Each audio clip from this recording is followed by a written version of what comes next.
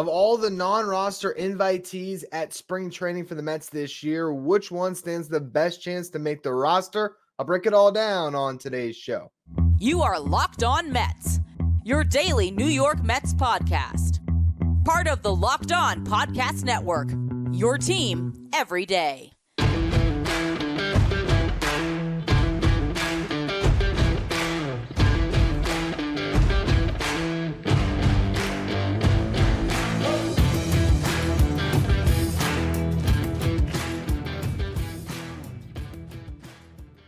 Hello to all you amazing Mets fans. You're watching Locked On Mets, part of the Locked On Podcast Network, your team every day. I'm your host, Ryan Finkelstein. If you want to find any of my work, follow me on X at Finkelstein Ryan. You can also find some of my writing at justbaseball.com, where I work as the managing editor.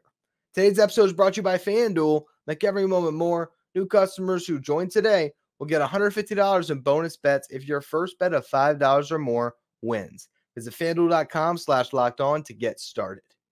Now, spring training is here, and soon enough, Grapefruit League action will begin, and there will be a player or two who are not currently on the Mets roster that are going to stand out. It happens every year. There's always that player that's hitting 450 or the pitcher that has made 6 appearances in the Grapefruit League without allowing a run or even a hit, and all of a sudden, there starts to be momentum. Maybe this non-roster invitee can actually break camp. We saw it in 2021 with Travis Jankowski. We saw it last year with Tim LeCastro.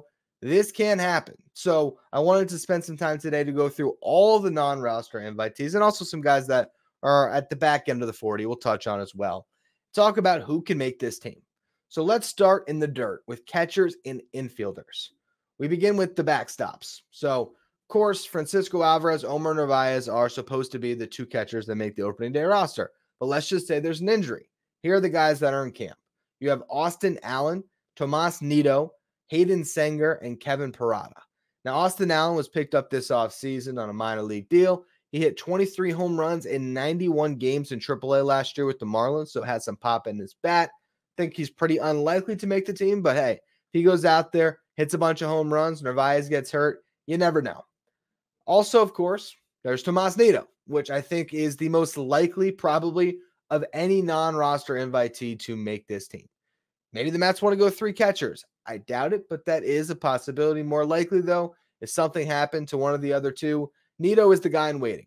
Because no one claimed him last year on waivers and he passed through and accepted an assignment with the Mets, he's just sort of on this major league contract, but on a minor league deal with the Mets. So it's really great flexibility for them. It gives them a fantastic option in AAA Syracuse, probably the starting catcher there until the Mets need him. And at some point this year, I'm sure we will see Nido again. Hayden Senger, he has been in the Mets organization for some time now. He's a guy that I wouldn't be surprised, and this is just my own thoughts, and this is not like I'm hearing anything, but he's one of these guys that's such a good defensive catcher that has been in the organization for such a long time. You wonder if he ends up being like a bullpen catcher in the future because he's not a great hitter. 687 OPS in the minor leagues. Don't know if he'll ever get to the point with his bat where he will be a big league catcher, though the glove is good enough that, hey, he might just be able to carve out a big league career. We've seen other guys be able to have big league careers without the bat. I mean, look at Austin Hedges, Martin Maldonado. There's a lot of guys that as catchers can find their way on a big league roster. But the bat has been really bad in the minor leagues. So I don't know if we'll ever see him. But he's in camp. He's invited, and he's made his way through. He's probably going to be in AA this year, I would imagine, again, because if you have Austin Allen and Tomas Nido, those will probably be your Syracuse catchers. But, hey, you never know. Kevin Parada is, of course, the catcher that most fans will be interested in this spring training. Be great to see him get some action in the Grapefruit League, see how he does. It's really a big year in his development. And I actually want to do a podcast this week. It might be tomorrow's show. Actually, we'll just call it now. That will be tomorrow's show. Looking at Kevin Parada, Alex Ramirez, and Matt Allen, 3 prospects that are really at a not quite make or break point, but a really pivotal season in their development. Parada, he needs to have a big year. His first full season was not great last year in the minor leagues. He didn't hit particularly well, did make it up to AA, but did not fare well in those 14 games in AA, and then had a really bad Arizona Fall League on top of it. So He's a highly regarded prospect. He was drafted in the first round. He's supposed to be a great bat first catcher, with the defense being the thing that would, follow behind the bat. But the bat hasn't quite been there. So he needs to hit, because if nothing else, he could be a trade asset for the Mets, but not if he puts up the same numbers he had last year. I would not expect, of course, though, that he's going to make the team. He'll be starting in Double-A, and will probably be there for a majority of this season, unless he just tears the cover off the ball and earns a promotion up to Triple. Now let's move over to the infielders. You got Rylan Banyan, you have Jose Iglesias, Yolmer Sanchez, and Jet Williams. Banyan has played 7 games in the big leagues. He was an 8th-round pick by the Dodgers in 2017. He was with the Astros last year, and the reason why I note that is that Chris Gross came to the Mets in November. He was head of scouting over with the Astros. And where was Banyan last year? He was with the Astros, like I mentioned. And in December, he signs with the Mets. So I imagine Gross likes Banyan. That's probably why he's in the organization now. He had pretty decent numbers in AAA last year, hit 241, 360 on base, 449 slug. That was in 95 games. Did hit 18 home runs. He is good third base depth for the Mets. Not saying that we'll see him on opening day, but imagine he's starting in third base or at third base in Syracuse this year. And if things aren't working out at the big league level, you never know. We might see Banyan come up. Jose Iglesias has got a name that I think a lot of you might recall or know of. Over 1,000 big league games played. Typically was a guy that hit for a high average and played a good defensive shortstop. He last played in 2022 when he hit 292 for the Rockies, but last year did not make it up to the big leagues at all, though he did hit 317 in some limited time playing in AAA. He is 34 years old. So a guy that you might see a cameo of this year, but don't expect too much. Yolmer Sanchez, similar build, not quite as good of a career as Iglesias has had. He's played in over 600 games, had a nice year with the White Sox in 2019, but overall has been pretty lackluster throughout his career. He has only played 29 games in the big league since 2020. Had a 731 OPS last year in AAA, so not great numbers. He is only 31 years old. Again, a guy that can play all over the infield that we might see this year, but I would not expect him to do much more than just fill in for an injury. Jet Williams is the one we're most excited about. I've spent plenty of time this offseason talking about Jet, and similar to last year when you got to see Ronnie Mauricio get into a bunch of games early on in spring, I think you'll see the same thing with Jet. He's not going to make the team, but I think he is out there to really make a name for himself, and we'll see how he fares in those Grapefruit League games. But even more importantly, it's how he's working on the backfields, what he looks like in drills. He's out there to make an impression on the Major League coaching staff, and there is an absolute chance that we see Jet Williams in the latter half of 2024. I would not count this kid out, even though I don't know if he's turned 20 years old yet, or he will this season. Regardless, this is his age 20 season. He made it up to Double-A as a 19-year-old, and I just think he's the best prospect in this system right now. It's either him or Drew Gilbert, and it'll be exciting to watch him play. Now, a couple other names to note. Luis Angel Acuna, you might wonder, why didn't I mention him? He's on the 40-man roster already, and we've spoken about him plenty in recent weeks. Zach Short, also on the 40-man roster, but he fits into a similar bucket as a lot of these guys that we talked about, Iglesias, Sanchez, Banyan, guys that can cover a bunch of different positions on the infield that will be fighting it out potentially for the last spot on the bench. But Zach Short's on the 40. So he's got the inside track over all those guys, although I really doubt he's going to make the team. Last year, he had a 631 OPS in the big leagues, but he did play 112 games in the big leagues, which you can't say about any of those guys I mentioned. So we'll see how Zach Short ends up doing. I think the way he makes the team is if Joey Wendell gets nicked up in camp, something like that, where they need another infielder. Otherwise, I imagine they try to pass him through waivers at the end of spring training. All right, most likely player from the dirt that's a non-roster invitee that will make the team. It's Tomas Nido. Zach Short, again, inside track, but he's on the roster. So Tomas Nido is the guy of all those players that I think is the most likely to make the team. Although I think a secondary person that I put into that mix would be Rylan Banyan. We'll see, though, how spring training breaks for all of those guys. Next, we're going to talk about the players out in the grass in the outfield, as well as the starting pitchers who have been invited to camp. We'll go through all of them in just a minute. First, though, today's episode is brought to you by FanDuel. Get buckets with your first bet on FanDuel, America's #1 sportsbook. Because right now, new customers get $150 in bonus bets with any winning $5 bet. It's $150 if your bet wins. You can bet on all your favorite NBA players and teams with quick bets, live same-game parlays, exclusive props, and more. Also, it's MLB season coming up, so you can look into MLB futures. If you want to bet on the Mets to make the playoffs or win the division, or bet on Francisco Lindor to win the MVP. You can find all of that at FanDuel. And again, remember, you place your $5 bet. If it wins, you're going to get $150 in bonus bets guaranteed. Just visit FanDuel.com/lockedon and shoot your shot. FanDuel, official sportsbook partner of the NBA. Now, the most recent signing the Mets have made is Ben Gamel on a minor league deal with an invite to spring training. This happened just a few days ago. And David Stearns was bringing back a guy he's familiar with from his time in Milwaukee. Gamel played for him in 2019 and 2020. He had his best career year in 2021 with the Pittsburgh Pirates when he had a 751 OPS, but that dropped off to a 693 OPS in 2022, and he only appeared in 6 big league games last year. The good thing, though, is in AAA, he dominated. He hit a 286, 402 on base, 498 slug. That's a 900 OPS, and he had 13 home runs in 77 games played. So at least he showed he is better than the AAA competition. It's just a question of if he's a 4A player or if he's a guy that can resume a big league career with the Mets this year. He is a left-handed outfielder, so that gives him a different complement to a sort of right-handed heavy outfield the Mets have right now. Obviously, Nimmo bats left-handed, but you have Starling Marte, Tyrone Taylor, and Harrison Bader that are all righties. DJ Stewart is a lefty as well, so that's maybe the guy that Gamel's competing with in camp right now to try to edge out Stewart for a job. I don't know if he'll get it, but that is some type of a profile that the Mets have been able to bring aboard from a non-roster invitee in the past, that fourth outfielder type. But I guess the difference between Gamel compared to guys like Jankowski and Tim LeCastro, he's not really a burner, and he's not a great defender in the outfield like those two guys were. So when you're looking at a bench outfielder, he doesn't really have that. But hey, if he comes into camp and he really hits, he might just find his way on the roster.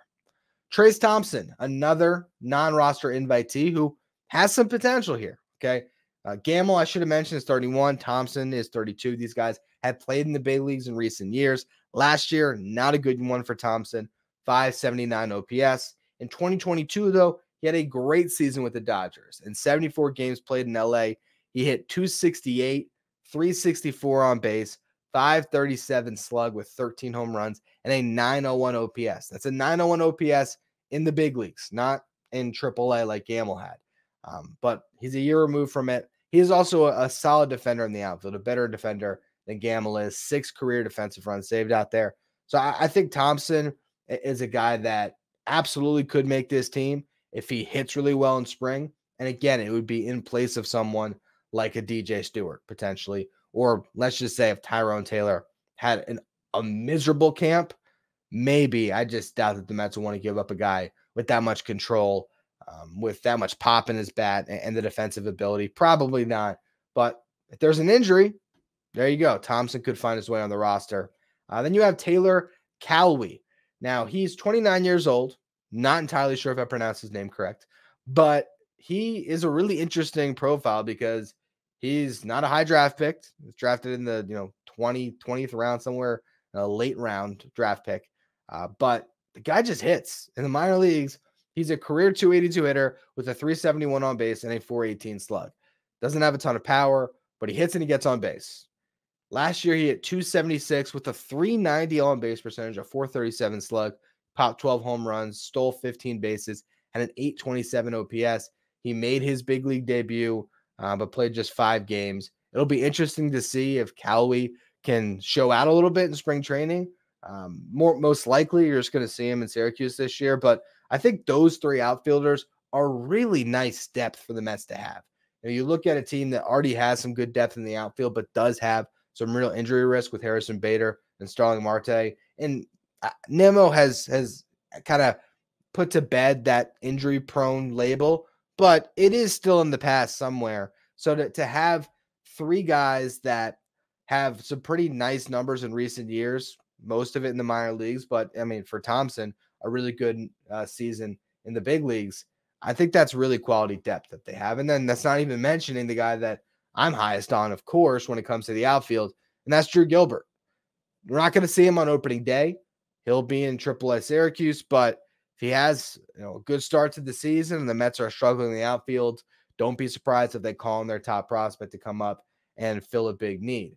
The interesting thing, though, is Alex Ramirez is a top prospect. We'll talk about him more tomorrow, who's on the 40-man roster. I still don't get it, and we'll talk about that more again on that show, because after a really bad season last year, it's not quite make or break, but it is getting there with Ramirez. He really needs to bounce back in a serious way to maintain that top prospect status, if he even still has it. Starting pitchers. These are guys that won't make the team, but interesting to note who got invited to camp.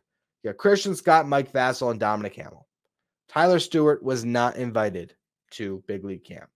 Neither was Joander Suarez. So it shows you the hierarchy there, the pecking order. These are the three guys that are pretty much the consensus top prospects in the Mets farm system right now when you're talking about pitchers. Blade Tidwell, certainly in that mix as well. I would consider him above Dominic Hamill, potentially even above Mike Vasil right now when it comes to prospect status, but he's further away. So for Scott, Vasil, and Hamill, these are three top prospects that we absolutely could see this season. Christian Scott is the one that has skyrocketed up prospect boards. If you were listening to Locked On Mets last year, I was high on Christian Scott prior to the season, and then he had a breakout. So it's been really gratifying to see what he's been able to do.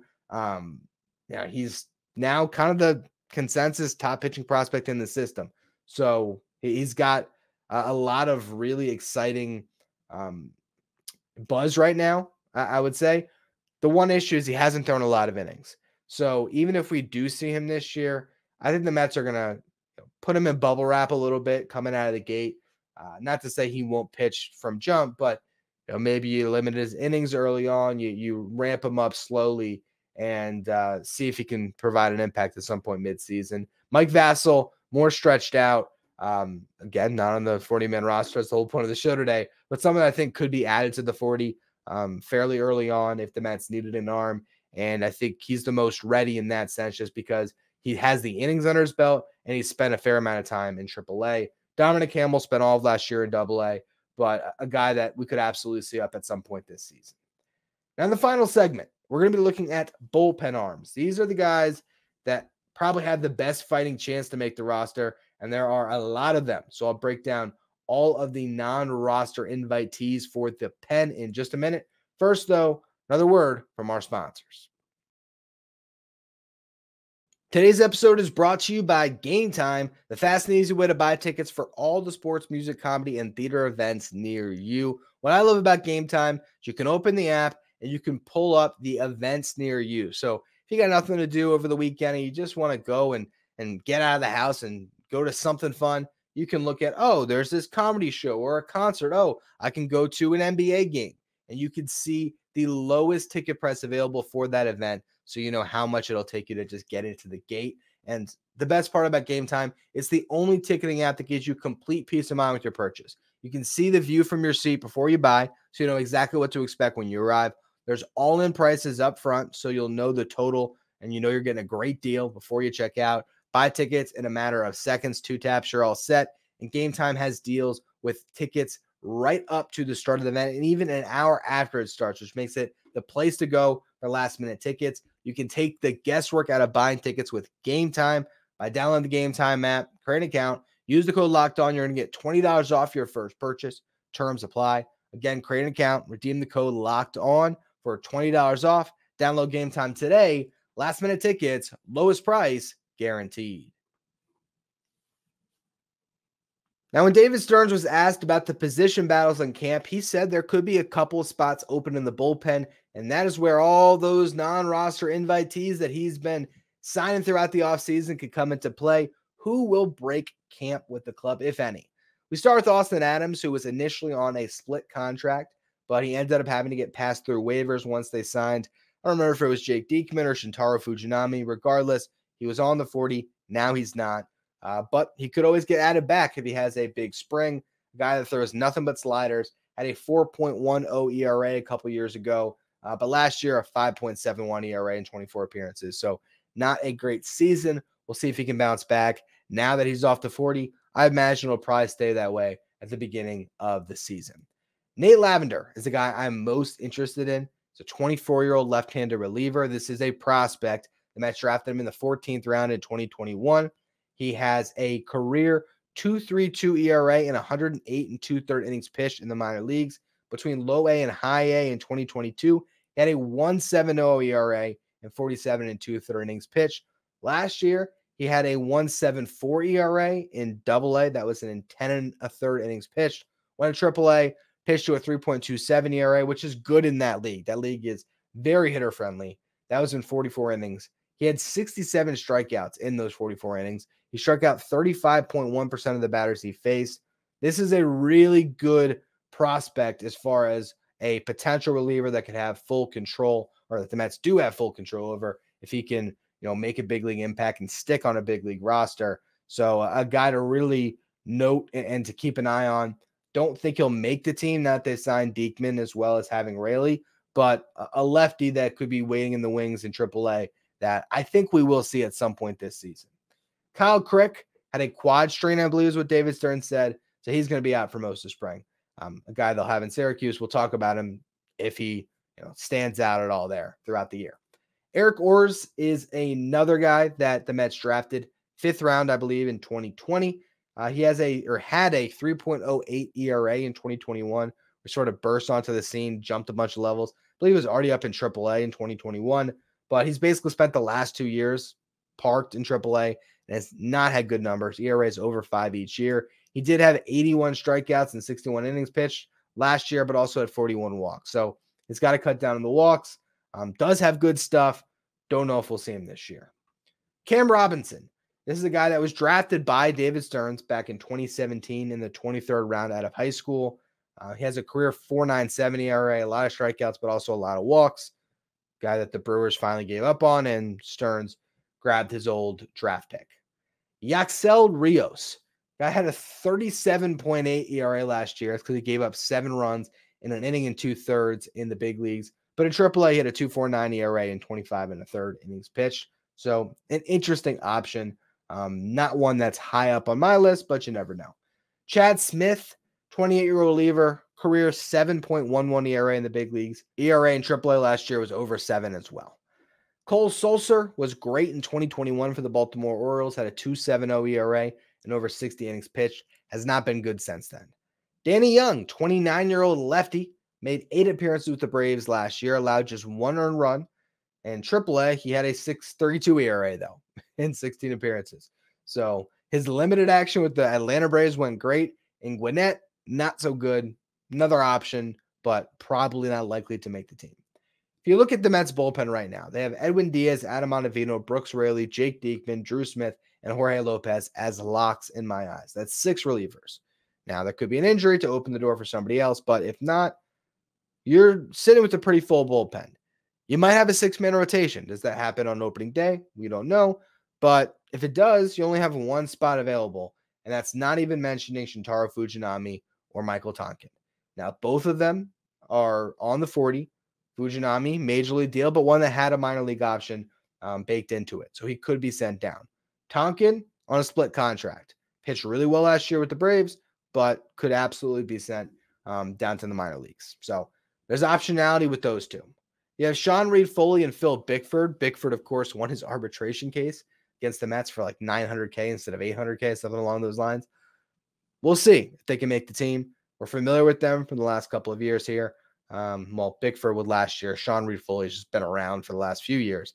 But I don't know if either of them is going to make the squad. You have Max Kranick, who I think the Mets are pretty high on. They picked him up off waivers. No options there. Former starting pitcher coming off an injury. He's trying to make a transition to the bullpen. Apparently throws pretty hard. So that is definitely a name to watch in camp. Johan Ramirez also has no options. 3.99 career ERA.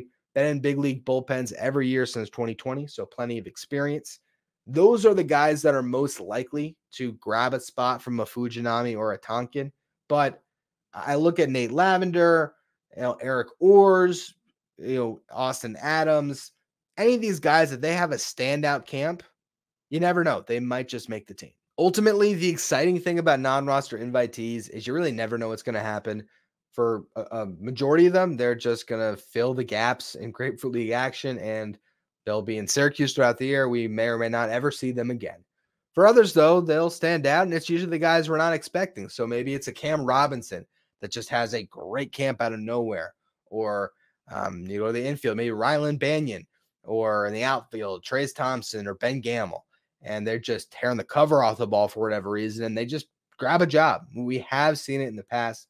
So I think the Mets have done a nice job of adding options this offseason, getting plenty of depth, and we'll see if any of that depth ends up finding its way onto the roster. If I had to guess the most likely candidate to make this team, it's Tomas Nido, I think, because backup catcher, it's a position with a lot of injury risk, of course, especially when you look at Omar Narvaez at his age. He got hurt last year. That opened the door for Francisco Alvarez. So that alone just makes me think, okay, Nido's got a decent shot. Not to mention, who knows? Maybe there's an injury for another team and Omar Narvaez gets traded. We could see that as well, where all of a sudden Tomas Nido makes the team, or Nido could get traded for that matter. So I think Nido, of all of these guys, has probably the best chance to be in the big leagues. I think he's proven for the most part, despite the bat, that he's a big league catcher defensively, and those guys typically find their way to jobs. But of all the names mentioned there, I think Rylan Banyan is really interesting at third base. I think Gamble and Thompson have plenty of promise in the outfield to make a cameo at some point this season, whether that's on opening day or at some point mid-year. And when it comes to the relievers, the name that I'm most interested in is Nate Lavender. But that's sort of a prospect. I mean, he's not going to be considered, like a top 30 prospect. I don't think. I think I'd really have to get into the weeds on that to decide if he does make the cut, because ultimately it's a relief pitcher. But there is a chance the Mets could have developed a lefty here that could be in their bullpen for a long time. So that's someone that I'm excited to watch pitch in Grapefruit League action. And you never know what happens. We might see him at some point this season. Anyway, that's going to be all for today's edition of Locked On Mets. As I alluded to earlier in the show, tomorrow I want to talk about some prospects that are kind of volatile at this point, who are at a stage in their careers where they need to have a big season to maintain that top prospect status. We're talking about Alex Ramirez, Kevin Parada, and Matt Allen. Have we seen him? Is he going to pitch? We'll find out.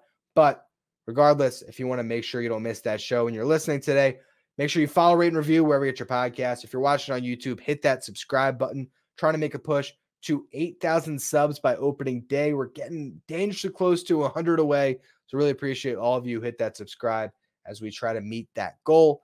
If you want to follow me on X, you can do so at Finkelstein Ryan. Follow the show at Locked On Mets. Thank you for making Locked On Mets your first listen every day. Now for your second watch, head over to Locked On Sports Today on YouTube, the first ever 24/7 streaming channel covering everything in the world of sports, with our local experts from each team and our league-wide experts from each league. You find Locked On Sports Today streaming 24/7 on YouTube.